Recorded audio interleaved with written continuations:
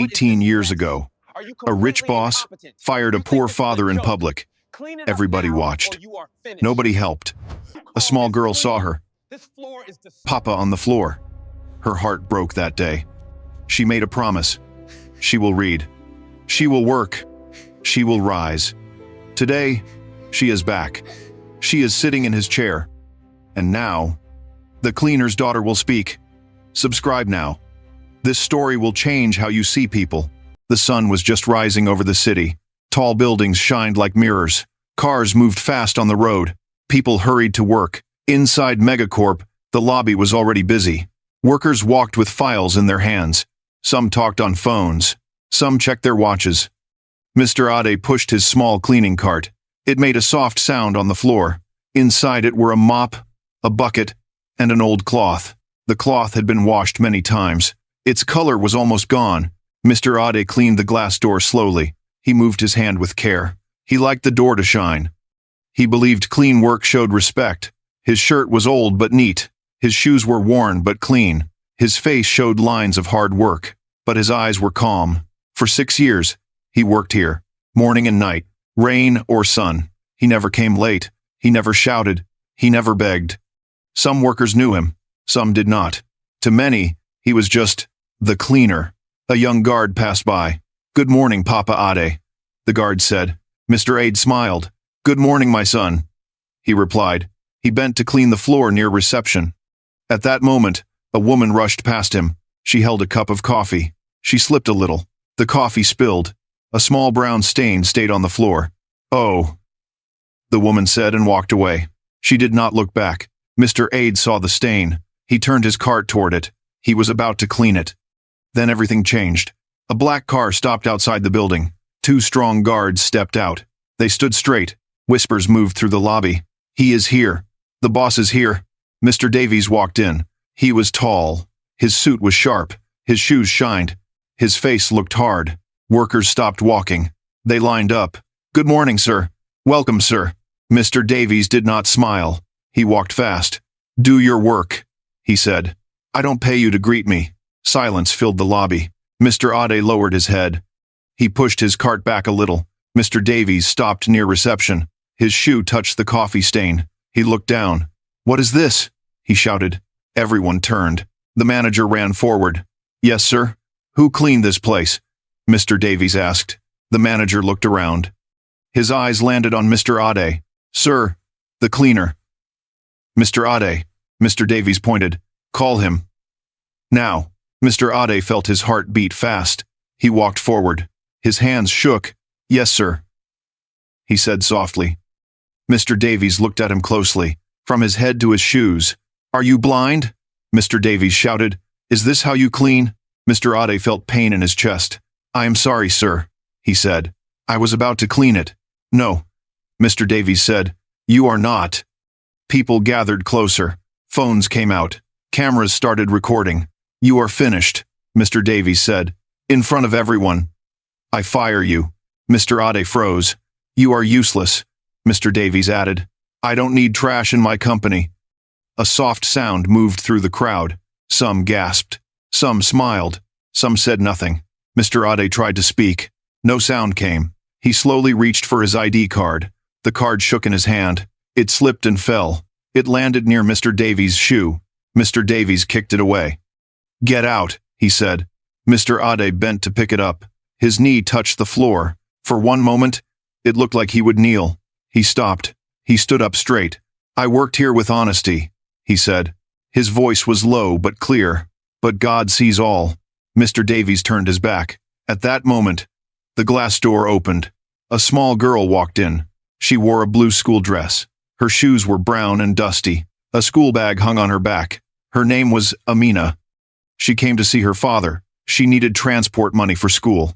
She stopped when she saw the crowd. She saw her father standing alone. She saw people staring. She saw the ID card on the floor. She walked closer. "Papa," she said. Mr. Ade turned. His eyes filled with tears. Amina looked at the rich man. Then she looked at her father. "What did he do to you?" she asked. Mr. Ade went down on one knee, not in shame, but to look into her eyes. "Nothing, my child," he said. "Let us go home." Amina held his hand. tight. They walked out together. Subscribe now. Amina's story has just started. You don't want to miss her rise. Behind them, phones kept recording. No one stopped them. Outside, the sun felt hot. The road was noisy. They walked to the bus stop. Amina did not cry. Her face was quiet. At home, the room was small. One bed, one table, one old stove. Her mother looked at Mr. Ade. She understood without words. That night, food was little. Rice was small. Soup was thin. They ate in silence. Later, Amina lay on the mat.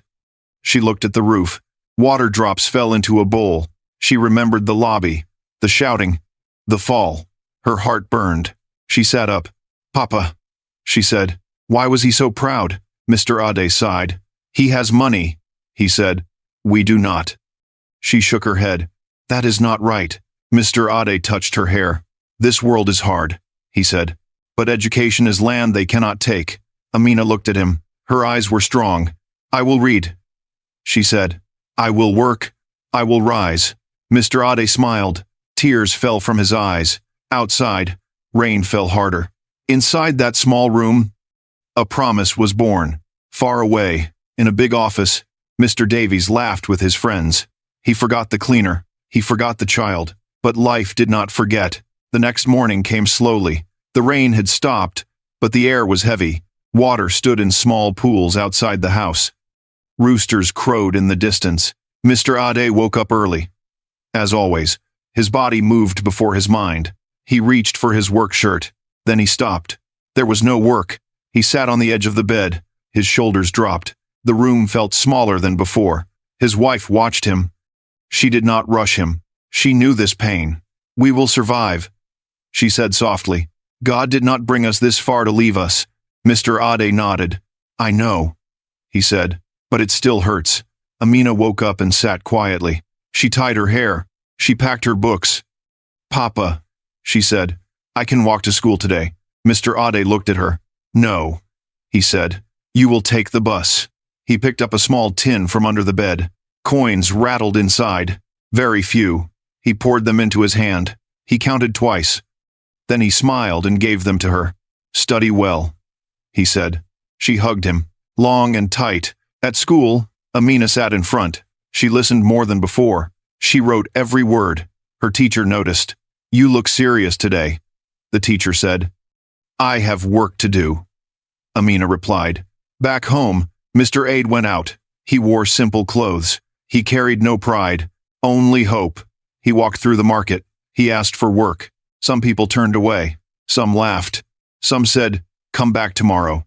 One man gave him a load to carry, heavy bags of rice. His back ached. Another man paid him to clean a shop. He scrubbed the floor with his hands. Soap burned his skin. He did not complain. In the evening, he came home tired. His clothes smelled of sweat, but he smiled when he saw Amina reading. Night came. The power went out. Amina lit a candle. Its flame danced on the wall. She read aloud. Slow, clear. Her mother cooked with little food. They shared it. No one complained. Days turned into weeks. Life became harder. Rent day came. The landlord knocked. "We need time," Mr. Ade said. "Just a little time." The landlord sighed. "Next month," he said. "Don't fail me." That night, Amina heard her parents talking. Low voices. Heavy words. She closed her book. Her chest felt tight. The next day, after school, she stopped at the roadside. She bought groundnuts on credit. She sold them till sunset. She came home with small coins. She placed them on the table. "For food," she said. Mr. Ade looked at her. Pain filled his eyes. "You are still a child," he said. "I am your child," she replied. "Let me help." From that day, she did both. School in the morning, work in the evening. She woke before sunrise. She slept after midnight. Sometimes her eyes hurt. Sometimes her legs shook, but she did not stop. One night, rain leaked through the roof again. Water dropped near her books. She moved them quickly. She wiped them dry. Mr. Ade watched her. "My daughter," he said. "Rest." As well. She shook her head. "Not yet." One evening, she asked a question. "Papa," she said, "do rich people feel shame?" Mr. Ade thought for a moment. "Sometimes," he said, "but pride can make people blind." She nodded. Another night, she asked again. Papa, she said, why did nobody help you that day? Mr. Aide looked at the floor. Fear, he said. Fear is loud in big buildings. Amina clenched her fist. I will not fear, she said. Months passed. Amina became known in school, not for noise, but for results. She stood first in class, then first again. Her teacher called her one day. You are special, the teacher said. Don't let life break you. I won't, Amina replied. At home, things were still hard. Sometimes there was no light, sometimes no food, but hope stayed alive. One night, Mr. Ade fell sick. His body was weak. He could not go out. Amina sat by his side. Papa, she said, rest. I will handle tomorrow. She went out early. She sold more groundnuts. She skipped lunch. She came home smiling. We are okay, she said. Mr. Ade turned his face away and cried. That night, he spoke from his heart. My daughter, he said. Anger can destroy a person. She listened. Do not rise to break people, he said. Rise to be better. She nodded. I don't want revenge, she said. I want respect. He smiled. Years began to move faster. Amina grew taller. Her books grew thicker. She passed exams. She won small awards. People noticed her. One neighbor said, that girl will go far. Mr. Ade kept her old school bag. He fixed it when it tore. He believed in her, with all his heart. One night, Amina opened an old box. Inside was her father's old ID card. From Megacorp. She held it. Her hands did not shake. Her eyes were calm. I remember, she whispered. She placed it back carefully. Outside, the city lights blinked. Inside that small house, a dream grew stronger. The world had pushed them down, but they did not stay down. They were rising. Subscribe, because Amina is still fighting. Her pain is not over yet. The city was bigger now. More roads, more lights, more noise. Many years had passed. Amina was not a small girl anymore. She stood inside a clean office. The room was bright. The floor shined. People worked quietly. Some typed. Some talked low. No one shouted. No one was afraid. Amina wore a plain suit, black jacket, white shirt. No gold. No show. Her hair was tied. Her face was calm. She was 24 years old. Behind her desk was a simple sign. Amina Tech Solutions. Amina walked out of her room. She saw a man cleaning the floor. Good morning, madam, the man said. Amina stopped. Good morning, she said. Please take rest when tired. The man smiled. Thank you, he said. Amina walked on. People liked working with her. She spoke with respect. She listened. She entered a small meeting room. Her helper stood there. Madam, the helper said. We got new work. Amina nodded. That is good, she said. Should we pay later? The helper asked. No, Amina said. Pay now. The helper smiled. Amina sat down. She remembered her old days. A weak light. A small room. Her father sitting tired. Later that day, Amina went home. Her father sat outside. On a wooden chair. His hair was gray now. His back bent a little. Papa, Amina said. He smiled wide. My big boss, he joked. She laughed and hugged him. You ate? She asked. Yes, he said. And I prayed. She sat near him. You work too hard, he said. She smiled.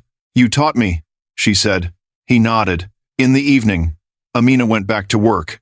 Her helper came fast. Madam, she said. Something happened. She showed her phone. Big words were on the screen. Megacorp is in trouble. Workers are angry. Money is going down. Amina stopped breathing for a moment. Megacorp. Her heart moved fast. She saw her father again, standing in that big hall. People watching. She closed her eyes. What is wrong? She asked. They need help. The helper said. They want someone to help. Amina stayed quiet. Should we say no? The helper asked. Amina shook her head. No, she said. Call them. The helper looked shocked. That place? She asked. Yes, Amina said. That night, Amina stayed alone. She opened a small box. Inside was an old card. Her father's name. Cleaner. Megacorp. She held it. Her hands were calm. I remember, she said softly. She closed the box. The next day, Megacorp looked strong outside. Big gate, tall walls. Inside, people were worried. Workers talked low. Managers walked fast. In a big room, men sat at a table. They talked loud. We are losing money. The workers may stop work. We need help. At the front sat Mr. Davies. He looked old now. His hair was thin, but his voice was still sharp. Be quiet, he said. A man entered. Sir, he said. The helper is here. Mr. Davies sat straight. Send her, he said. The door opened. Amina walked in. Calm steps. Plain clothes. 2 people came with her. She sat down. Mr. Davies looked at her. You are young, he said. Yes, Amina said. Do you have money? He asked. Yes, she replied. The room went quiet. Mr. Davies looked again. You look known, he said. Amina smiled a little. We met before, she said. Mr. Davies shook his head. I don't know, he said. That is okay, Amina replied. She put papers on the table. My help is simple, she said. I help the place. Workers get respect. Some men nodded. Mr. Davies leaned back. You speak strong, he said. I learned young, Amina replied. The meeting ended. Amina walked out. Mr. Davies watched her. His chest felt heavy. Back in her office, Amina sat alone. A thought came. Am I angry? Or am I fair? She went to her father again. She told him everything. Mr. Adi listened. He stayed quiet. Then he spoke. Power can change people, he said. Don't let it change you. Amina nodded. I want respect, she said. He smiled. Then you are ready, he said. Days passed. Work was done. Papers were signed. People talked. Young woman saves Megacorp. Workers smiled. Mr. Davies sat alone. He signed the last paper. The place was not his anymore. He leaned back. The past was coming back. Soon, he would remember. The big meeting day arrived. Megacorp looked clean outside. Tall walls. Wide gate. But inside, people were scared. Workers whispered. Managers walked fast. Phones rang again and again. In the boardroom, a long table stood. Big chairs around it. Cold air inside. Men in suits sat down. Faces tight. Hands restless. At the front sat Mr. Davies. He looked older now. Hair thin. Eyes tired.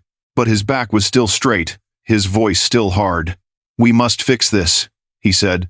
This company will not fall. No one answered. The door opened. A man walked in. Sir, he said. The investor has arrived. Mr. Davies lifted his head. Send her in, he said. The door opened again. Amina walked inside. Slow steps. Calm face. She wore a plain suit. No shine. No show. 2 people followed her. They carried files. Everyone looked at her. Some were surprised. Some were confused.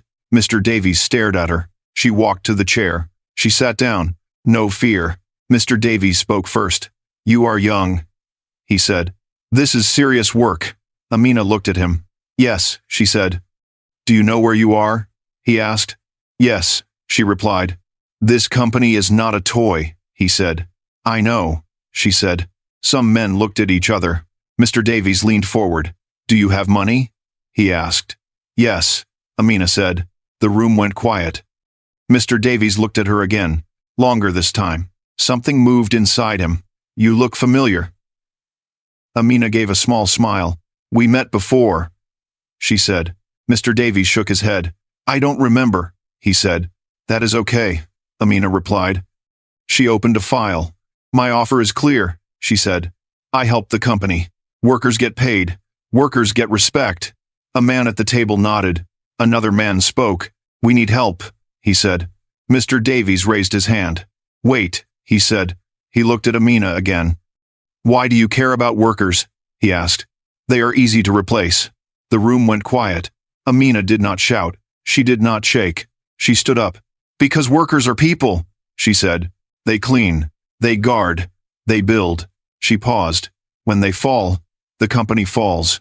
Silence. Mr. Davies felt something heavy. He leaned back. You speak boldly, he said. I learned early, Amina replied. The meeting ended. People stood up. Some looked hopeful. Some looked shocked. Mr. Davies stayed seated. Amina walked toward the door. He spoke again. "Wait," he said. She turned. "What is your name?" he asked. "Amina," she said. He nodded. "Amina," he repeated. The name stayed in his mind. Later that day, papers were signed. News moved fast. Megacorp saved.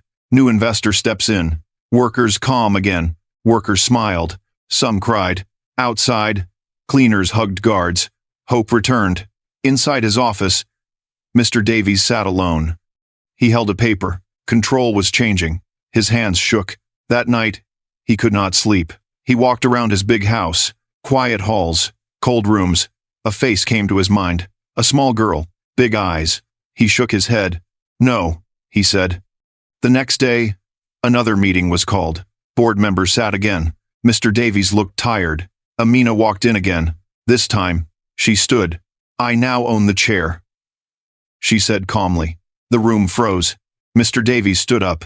"What?" he asked. "The company," she said. "It now belongs to my group." Silence fell. One man dropped his pen. Mr. Davies felt dizzy. "You planned this," he said.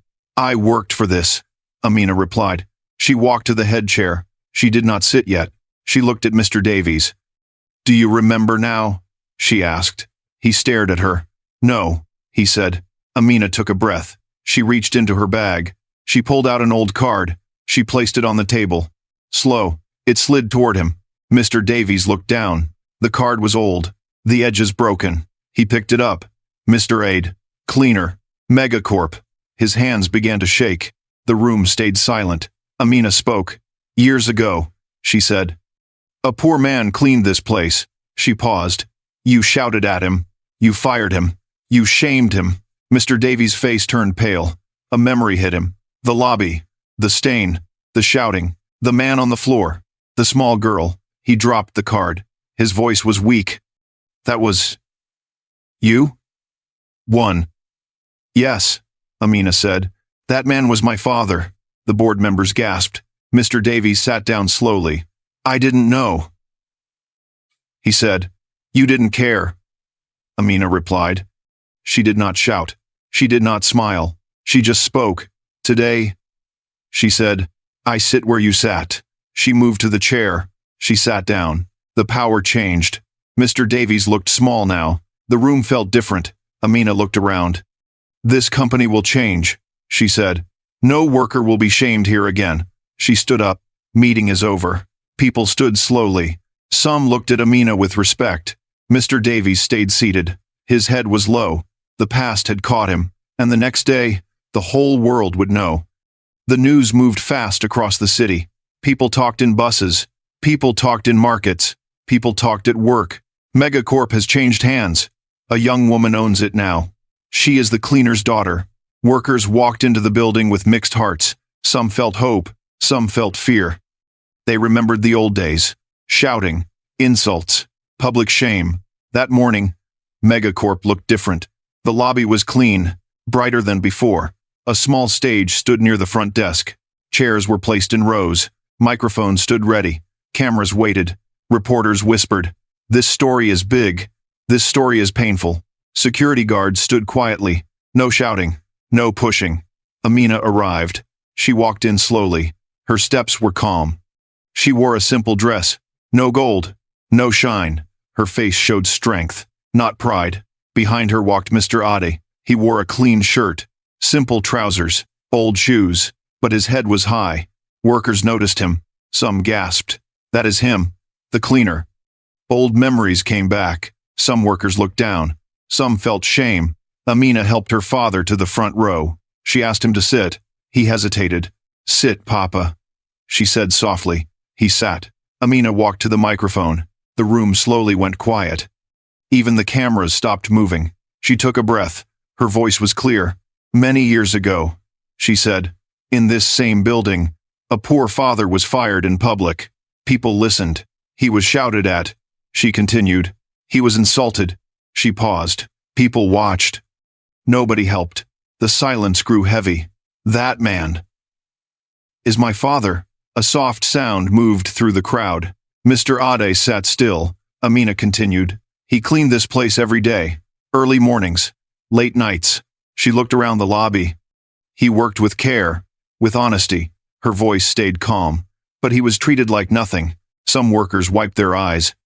Today, Amina said.